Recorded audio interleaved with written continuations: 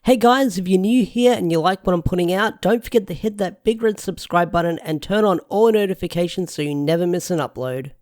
The long wait is finally over and Power Rangers Dino Fury has 3 brand new episodes streaming on Netflix that you can go watch right now. But if you're brand new to the channel, hello there, I'm Ash, also known as Deoxy360, but you can call me Ash. I review and talk about almost everything Power Rangers related when it comes to the channel, so if you like that, hit that big red subscribe button. If you enjoyed this review, hit that like button, it helps the channel out, it puts in the algorithm so more Power Ranger fans can find this channel and see if they like it. With that said, let's talk about Power Rangers Dino Fury Episode 9, Cut Off. So the premise of this episode is the Rangers go camping and the bad guys show up and they have a weather balloon that cuts off their ability to teleport, so while the Rangers are unable to teleport, the bad guys go into the city and start stealing Sporex Beast. And they grab quite a fair bit because I was thinking in this episode that the bad guys would get a bunch of Sporex Beast while the Rangers were busy and unable to get to the city, and at the end of the episode they'd be stopped. But that wasn't the case because Void Knight gets a fair bit of Sporex in this episode. I think he gets at least 5 pieces, I want to say. I wasn't properly counting, but he got a fair bit of pieces that he put into that machine to power up his comatose girlfriend. So the bad guys are actually winning in this situation when it comes to getting the Sporex Beast. And I'm glad that the bad guys actually had a good plan, a weatherproof plan, you could say. So the Rangers go camping, and I love the banter as the Rangers go camping, because Ollie's that guy. He's that guy that you probably were as a kid if you didn't like camping. You brought like a Game Boy or something, or your Walkman when you go camping, so you've got some form of technology when you're in the woods. But Ollie takes it up to 11. Ollie brings like his sneakers are electric powered. He's got an electric powered chainsaw. He's got an electric powered jacket that's got a bunch of features. Even an electric powered hammock that's got some sort of swinging feature. Ollie is teched out for this camping trip. I want to give a big shout out to whoever designed Ollie's jacket, because looking at Ollie's jacket, it looks pretty cool. It looks like they've grabbed a regular sports jacket or a camping jacket and they've modified it. Like, you can freeze frame it and you can see where they've modified it. And what they've used for the props, when I'm looking at it by staring at the screenshot now, it looks like they've used the silicone and the rubber from TV remotes to use for the buttons on his outfit. Like, you can see a D-pad on it, you can see one of the buttons that says enter, and a bunch of numbers that they've used for it. So I don't know if they used the silicone for a TV remote or something for his jacket, but it looks really cool. It looks really freaking cool with the design and the detail they went into it for designing this jacket. And I gotta talk about one of my favorite comedic moments in this episode, and it's a Jane and Jayborg moment. So, in the second act, you cut to the 2 characters at a wishing fountain and they're throwing coins in it to make a wish. And this is where they run into the bad guys fighting Sporex. There's one in the fountain, they sneak around it, and there's this moment where the bad guys walk away. And there's silence, kind of silence as background music.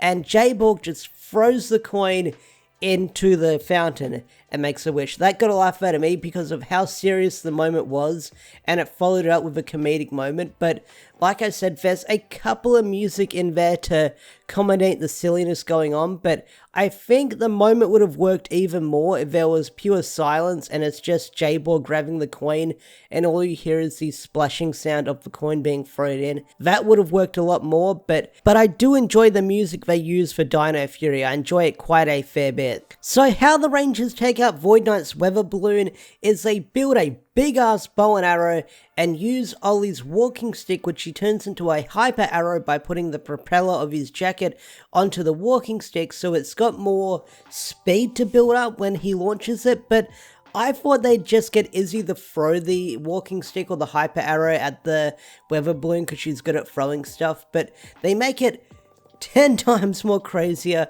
by building a giant bow and arrow and launching it at the weather balloon. Also, this weather balloon explodes like a nuke or something because like lots of flames and explosions come out of it. So I'm like, what was Void Knight putting in this? It was just a regular weather balloon, although I don't know what's in weather balloons. but it was able to cut off the Ranger's morphing abilities, so maybe it was technology, but it's a big-ass explosion for a little weather balloon, I will say that, so kind of over-dramatic here and there. Also, very interesting note to take in this episode, this is the first time Harvey and Izzy meet Void Knight. They've heard of Void Knight, but they've never met the dude before. So this is their first time interacting with the character, and by interacting, I mean getting into a really cool fight scene with the character. Also, Void Knight is using his shield in this episode. If I recall, he hasn't used his shield so far, but in this episode he's using it quite promptly, which is really cool. I do dig that shield design Void Knight has in the Sentai that he uses, and it's a really cool shield design.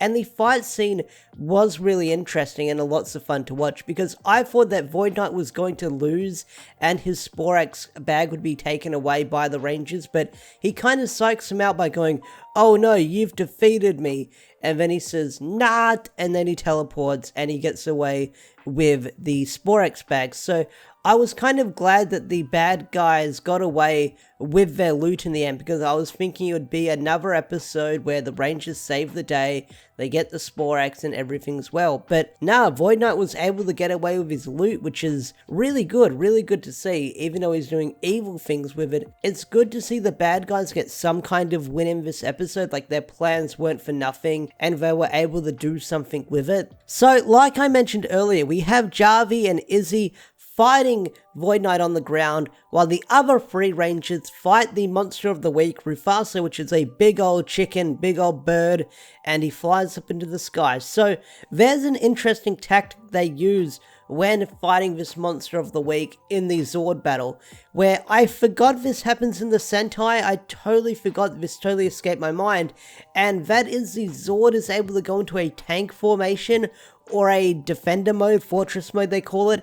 And that gave me huge Mighty Morphin Power Ranger vibes from Season 1, where the Megazord went into tank mode. They mostly did it for the transformation sequence. In the comic they use it more promptly, but I totally forgot that the Zords do this in the Sentai, and I freaking love the design, so I'm excited to see the toys do that when they're released by Hasbro in the next couple of months, whenever they do drop the Zords. But either way, that was a really cool moment. So, like I said, Void Knight gets away, and the Rangers form the bigger Zord, the Warrior mode, where they get all 5 Zords joining together, and they destroy the Monster of the Week, blasting it to bits and able to get their Sporax egg, saving the day. Although at the end of the episode it appears that Void Knight has more Sporax collected than the Rangers, bringing his total up to 6, so that means Void Knight is getting closer and closer to powering up his mystery machine to revive his lover.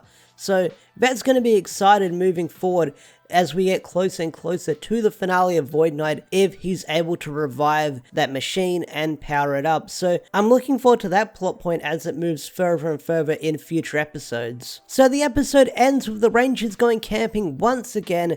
Ollie makes some more jackets. Izzy presses the wrong button and it's life raft mode and she rolls down the hill, and funny jokes ensue where everyone's laughing and having a good time, and that's where the episode ends. So overall, I thought this was a really solid good episode, because the 3-act structure for this episode worked really well in my opinion. So it started with the Rangers running into the problem, and they have a problem. Act 2 was them dealing with the problem while the bad guys are doing their own thing.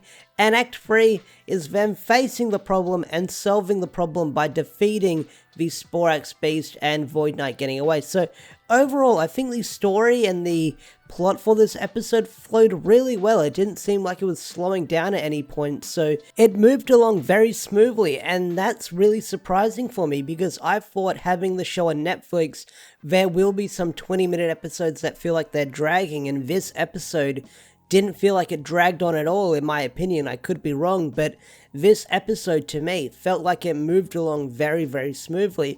And that's what I like about these newer seasons of Power Rangers, like Beast Morphers and Dino Fury.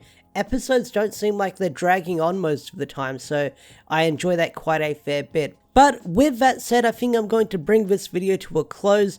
If you enjoyed this video, hit that like button, subscribe to the channel if you're new, and don't forget to turn on all notifications. Tell me what you guys thought of the episode in the comment section down below. I'd love to hear your thoughts, I'd love to hear your opinions, and maybe we can get a discussion going with what we thought of the episode. Special thanks to all the members such as Swagger4. If you want to get your name shouted out like Swagger4 over here, become a Zord tier member or higher for special perks on the channel and stuff like that.